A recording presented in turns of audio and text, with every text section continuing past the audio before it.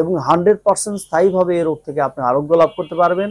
আর আসসালামু আলাইকুম, আমি ডাক্তার আল মাহমুদ, পরিচালক খিদমা হোমিও হল। আজকে যে বিষয় নিয়ে আলোচনা করব সেটি হচ্ছে মাথা ব্যথার একটি পর্যায়, একটি প্রকার, সেটি হচ্ছে মাইগ্রেন এর বিষয় নিয়ে। মাইগ্রেনের মাথা ব্যথা, এটি আসলে মাইগ্রেন কাকে বলে, মাইগ্রেন কি, কেন হয়, এর কি লক্ষণ রয়েছে, আজকে বিস্তারিত এই বিষয় নিয়ে আলোচনা করব। মাইগ্রেনের প্রচন্ড মাথা ব্যথা করার যে কারণগুলো রয়েছে এবং এ থেকে কিভাবে আপনি পরিত্রাণ পেতে পারেন, 100% কিভাবে সুস্থতা লাভ করতে পারেন, স্থায়ীভাবে কিভাবে আরোগ্য লাভ করতে পারেন, আজকে এই বিষয় নিয়ে বিস্তারিত আলোচনা করব। বন্ধু, সাথেই থাকুন, উপকৃত হবেন আশা করছি। মাইগ্রেন কি?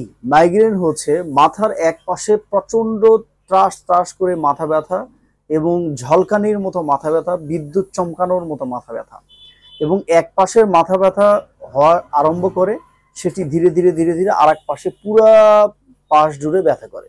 তখন পুরা মাথা জুড়ে ব্যথা করে, রোগীর বমি বমি ভাব হয়, বমি করে ফেলে এবং বমি করার পরে রোগী আরাম বোধ করে এবং মাথা ব্যথার একটা পর্যায়ে তার গা কাঁপুনি দিয়ে জ্বর আসতে পারে।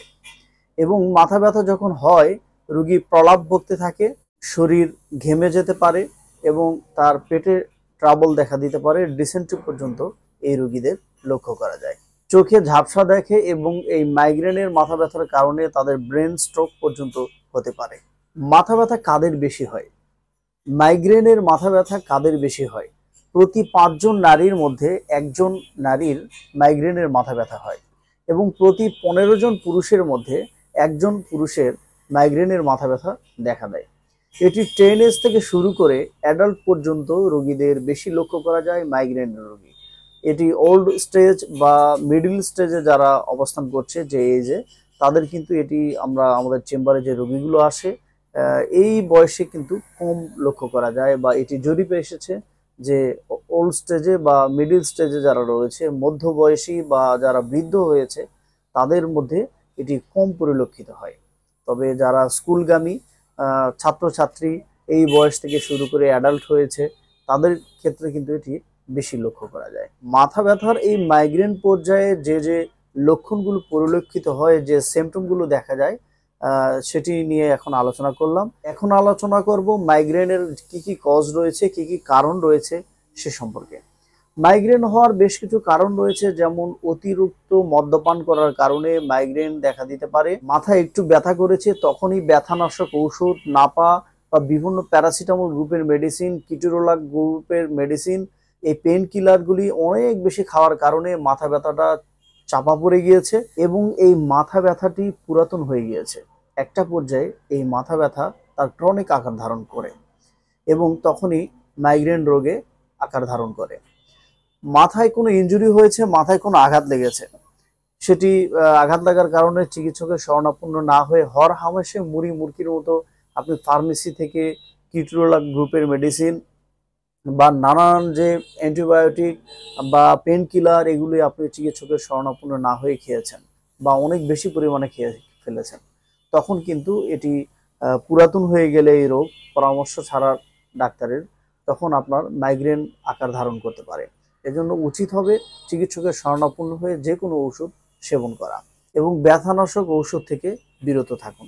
মাইগ্রেন রোগ দেখা দিলে রোগীদের কিন্তু ঘুম হয় না, মাথা প্রচন্ড ব্যথা করে সারা রাত জেগে আছে রোগী, সারা রাত কোনো ঘুম নাই, ঘুম হচ্ছে না, তখন কিন্তু তার হাইপার টেনশনটাও আরো বেড়ে যায়। পরিবেশগত কারণেও কিন্তু এমনটি হয়, যেমন বাহিরে প্রচন্ড গরম, আবার এসির মধ্যে ঢুকছেন, এসি থেকে একবারে প্রচন্ড গরম, পরিবেশগত কারণেও কিন্তু এমনটি হতে পারে।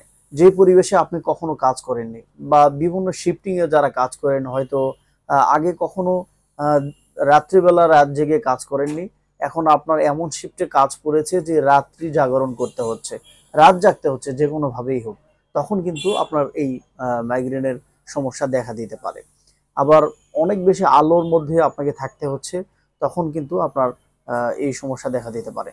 অতিরিক্ত পানি শূন্যতার কারণেও কিন্তু মাইগ্রেন রোগ হতে পারে। মহিলাদের মাসিকের গোলযোগ, অতিরিক্ত মাসিক ক্ষরণ, রক্তক্ষরণ, মাসিকে অতিরিক্ত রক্তক্ষরণ, মাসিকে প্রচন্ড পেট ব্যথা এবং অতিমাত্রায় রক্তক্ষরণ, মাসিক যখন হয় তখন মাত্র একদিন মাসিক হয়ে বন্ধ হয়ে গিয়েছে, ঋতুস্রাব ঠিক মতো না হওয়া, অতিমাত্রায় সাদাস্রাব হওয়া এবং সাইনোসাইটিস রোগের কারণে কিন্তু এই মাইগ্রেন রোগও দেখা দিতে পারে।